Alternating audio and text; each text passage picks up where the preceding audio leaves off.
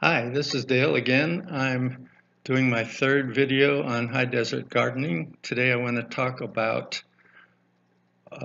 emergency food storage. I'm not a new kid on the block on this topic. I started studying this during the days of Howard Ruff in the late 70s. He wrote several books on the topic. I've been through several hurricanes in Florida, been through earthquakes in California, and through many power outages. And what I've noticed is that after 3 days, most of your fresh and frozen foods are no longer edible. So I want to talk briefly today about 5 different types of food storage options. First is the fresh and frozen foods, like I just said, which won't last you very long. Second option is canned foods. Third option is bottled or plastic foods, such as beverages. The fourth category is packaged foods, such as pasta. And the fifth category I want to briefly talk about is freeze-dried foods that you can get from companies like Emergency Essential, the Mountain House Foods, and that kind of thing. So briefly, your fresh frozen foods are going to typically be bread, butter, milk, eggs, milk, cheese, tortillas, bakery items, etc. Also, you'll typically have chips, fruits, juices, fish, turkey, chicken, beef, vegetables. Those are the kinds of things that you typically have in your refrigerator, which will no longer be edible after about 3 days without power. The most important thing to store is obviously water, and a way to purify it if you don't have enough, or if you live near a stream or a lake, that's a good thing. We happen to live in the high desert where water is at a premium. So I'm going to give a brief executive summary of the various types of foods that we store, and then go back through them in a little more detail. In canned foods, the major items that we store are baked beans, garbanzo beans, pinto beans, and refried beans. That's a lot of beans. And then pickled beets, chicken, ham, canned ham, condensed milk, peanut butter. Everybody talks about peanut butter on the videos. Salmon, sauerkraut, and soups. Sauerkraut sounds a little unusual, but sauerkraut is good to keep for a healthy gut. It helps keep your blood system clean from contaminants that you might be eating through other means other than sauerkraut and other fermented foods. In a little bit more detail, and this is sort of in alphabetical order, sort of, on canned foods, the kinds of things that we keep are almond butter, which is an alternative to peanut butter, a variety of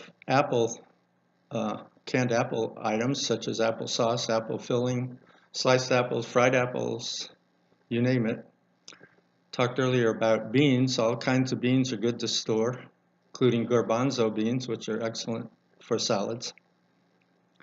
A variety of fruits, blueberries, blackberries. They come in cans, believe it or not. We go to Walmart frequently, and that's where we can get them. Chicken is a good thing that I talked about earlier.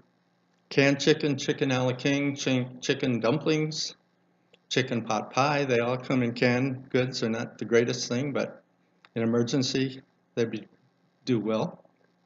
Chili is another thing, and chili beans, a lot of protein there. Another thing we like to keep is corned beef hash. Corned beef hash, to me, is a good thing to have. Canned gravy, canned fruits like fruit cocktail, peaches, pears, plums, you name it. I mentioned condensed milk. That's always good to have. Pork and beans. Another thing you may not be aware of is pulled pork comes in a can. Sliced potatoes or any kind of canned potatoes are a good backup. Roast beef hash and roast beef of any kind. Salmon and tuna are good fish items that you can get in cans. And soups. Soups come in a variety of flavors. Campbell's soup, Progresso soup, you name it, they come in all kinds. We also like tomato products. I used to work for Hunt Wesson Foods. It made a lot of tomato products. That would include tomato sauce, crushed tomatoes, sliced tomatoes, any kind of tomatoes you want to think of. And mixed vegetables. They're sort of gross, but that's sort of the end of the items that we keep related to canned goods. So the next category is plastic or bottle items. And that would include things like apple butter, barbecue sauce, non-alcoholic beer is one of our things that we like to drink. Other people prefer regular beer or wine or whatever. Good thing to have around. A variety of beverages, juices, drinks, whether it be soft drinks, carbonated, orange juice, tomato juice, you name it. Another item that we stress is condiments, such as mustard, relish, ketchup, and also spices, which, don't forget spices, you're going to want to do something to keep your food more palatable in an emergency situation. Caro syrup is good, and honey is an excellent storage item to have. It never goes bad. Some other items would be like salad dressing, soy sauce, sweet tea. Spent some time in the South, and I love sweet tea. Teriyaki sauce. Another item in this category is trail mix. Trail mix is great to have for a variety of reasons. You can keep it in your car in case you run out of gas or have a flat tire or whatever. The next group of items I want to talk about are packaged items. Now, packaged items don't need any refrigeration as long as you keep them in a cool, dry place. The typical things that people keep in terms of packaged items are beans, rice, sugar, flour, salt, pepper. Those are the normal things.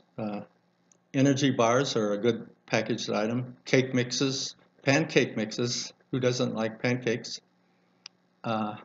Crackers, cookies, candy, all the things that your mother told you not to eat, but in an emergency situation, it sort of tastes pretty good.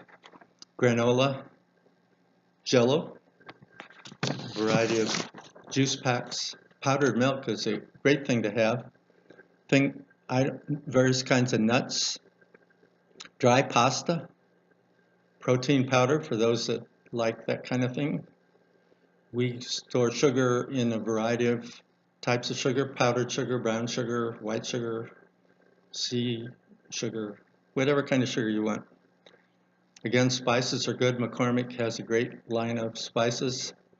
We have a garden, as we've shown in prior videos, where we grow our own spices. And of course, having a garden is one of the best ways of being able to continue in a power outage or whatever might happen, because you can, eventually your food supply will run out. The last item I want to talk about is freeze-dried foods. They're relatively expensive. They just normally require just water and a method of heating to eat them. They're not the greatest tasting thing on earth. They might be similar to MREs, although when I was in the Army, we never had MREs. But the kinds of freeze-dried foods, you can get freeze-dried margarine, butter, cheese, which you wouldn't even likely think about. There's a variety of beef items, beef stroganoff, beef stew, teriyaki beef. There's all kinds of beef items that are freeze-dried. There's a variety of chicken items, seasoned chicken, chicken teriyaki, chicken with rice, chicken with applesauce, whatever kind of chicken you like, chili mac. The next group of items that we have in our freeze-dried storage are eggs, freeze-dried eggs, whole eggs, scrambled with bacon, scrambled with nutmeg, scrambled with ham, scrambled with potato chips, whatever kind of eggs you want. Hash browns are another good item that comes in that category. Italian dishes, lasagna, meatballs, etc. are great items for freeze-dried. Milk comes in freeze-dried, muffin mix, cookie mix, roast beef, pancake mix, spaghetti, sweet and sour pork, turkey, ground beef. These are all on the expensive side, but they will last, in theory at least, longer than what you can buy off the shelf in the grocery store. A lot of the videos like this spend a lot of time showing what they have in their storage, but you can go into any supermarket and see what food looks like. I'm not here to show you what a can of spaghetti looks like or what a package of sugar looks like. Those are pretty obvious. So what we do is sort of keep track on a spreadsheet of what we have and figuring out how long it will take, how much nutrition we get out of each item, and how many days that will provide us with nutrition in the case of an emergency. Again, we've lived through hurricanes, earthquakes, no tornadoes, but and a lot of snowstorms and stuff. We've lived all over the country. And again, we're not newbies at this particular area. We don't have all the answers, but if you have any comments that you could leave at the bottom, we'd appreciate it. And this hopefully will give you some idea of what you might do in the case that the power goes out or the end of the world happens or whatever might come your way. If you live long enough, there's bound to be something that will come your way that will cause you to go to an emergency food supply. Thanks for watching.